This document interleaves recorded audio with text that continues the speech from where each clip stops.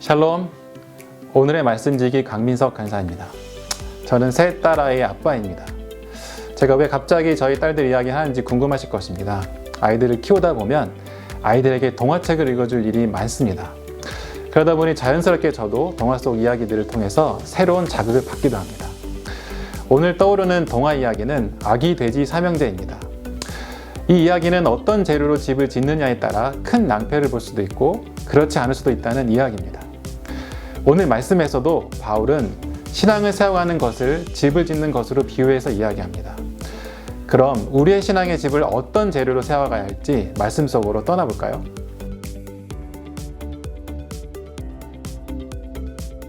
바울의 가업은 복음의 기초를 놓는 일이었습니다. 그 기초의 핵심 메시지는 십자가에 못 박히신 예수 그리스도입니다. 그렇기 때문에 바울은 교회의 기초를 세울 때 오로지 십자가에 달리신 예수 그리스도만을 전했습니다. 건축물의 기초를 다지고 나면 이제 무엇을 하게 될까요? 그 위에 뼈대를 세워 건축물의 상부 구조를 만듭니다. 이때 상부 구조물은 기초의 모양을 따라 지어지게 되어 있습니다. 만약 기초의 모양을 무시하고 삐뚤어지게 상부 구조를 만들게 되면 그 건축물은 위험한 건축물이 되고 맙니다. 그렇기 때문에 기초 위에 어떤 것을 세워야 할지 매우 신중하고 조심스럽게 결정해야 합니다. 바울도 그가 세운 복음의 기초 위에 후임자들이 공동체 신앙을 세워갈 때 예수 그리스도의 십자가와 하나님의 지혜가 아닌 세상의 지혜에 현혹되는 것을 조심하라고 부탁합니다. 그렇다면 집을 지을 때 어떤 재료로 지어야 할까요? 아기 돼지 삼형제 이야기로 다시 해보겠습니다. 아기 돼지들은 각자의 자신들의 집을 짓기로 합니다. 첫째는 쉽고 빠르게 지을 수 있는 지푸라기로 집을 짓습니다. 둘째는 첫째보다 시간이 걸리지만 그래도 사용하고 쉽고 간편한 나무 집을 짓습니다. 그런데 막내 돼지는 어렵고 힘들지만 튼튼한 집을 짓기 위해서 벽돌로 열심히 집을 짓습니다.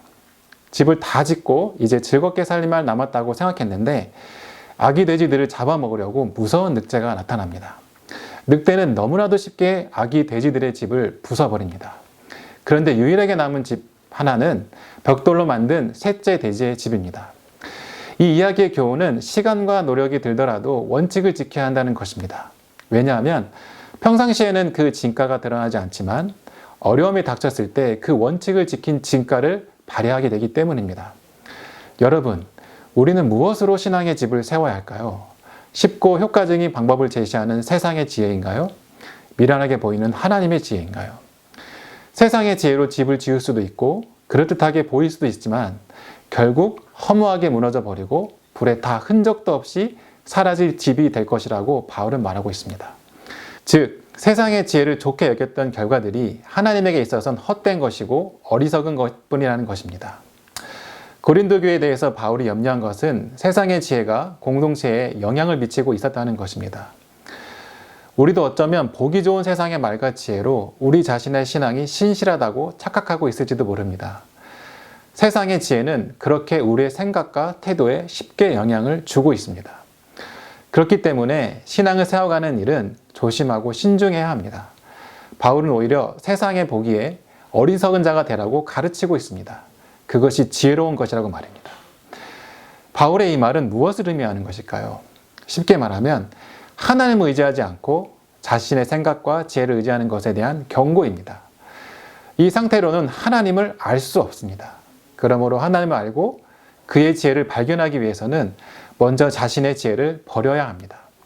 이것이 바울이 표현한 어리석은 자가 되어라. 그리하여야 지혜로운 자가 된다라는 것입니다. 즉, 자기 자신을 의지했던 교만을 버리고 모든 것의 주인이신 하나님을 의지하게 될 때 하나님의 지혜가 자신의 것이 된다는 것입니다. 여러분, 오늘도 밀려오는 세상의 지혜라는 파도 앞에서 무엇을 지혜로 삼을지 고민하게 될 것입니다. 그럴 때 딱 한 가지만 생각하시기 바랍니다. 나는 지금 나의 지혜를 의지하는가? 아니면 하나님을 의식하면서 하나님을 의지하는가? 하나님을 의지하여 참 지혜로 신앙과 삶을 세워가는 여러분이 되시길 축복합니다.